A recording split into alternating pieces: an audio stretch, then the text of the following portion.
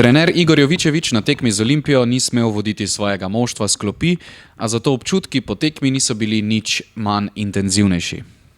Pa dobro, teško je prihvatiti takvu situaciju da su u zadnjoj sekundi primi gol i nakon stvarno teške borbe protiv dobre ekipe, protiv Olimpije, novog finaliste Kupa Slovenije i pokazali u jučerašnjoj utakmici koliko i oni imaju kvalitetu i koliko imaju karakter da izdrže pritisak Maribora. Tako da to je dodatna vrijednost i za našu ekipu. S vremenom će ostati taj rezultat 1-1 gdje si ti kroz igru stvarao mogućnost za pobjedu i gdje si ti kroz borbu dolazio do tih šansi i nije to bilo slučajno da smo mi zabili gol u 95. Vjerojatno ja ne bi bio toliko zadovoljan i ponosan na ekipu. U ovom slučaju mi smo napravili sve moguće da dobijemo tu utakmicu protiv favorita.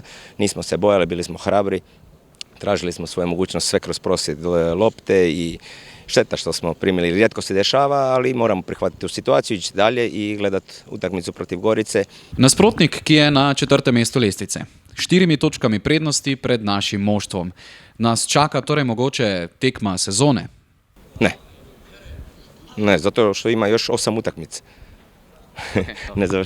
Ne završava se sezona protiv Gorice. Da bi bilo to zadnje kolo i da bi se borili za Europu, vjerojatno bi je nazvao utakmica sezone. Ali ona je 8 kola pred kraj i sami znate, inteligentni ste da ima još 24 boda i da ćemo mi napraviti sve da mi tu razliku smanjimo.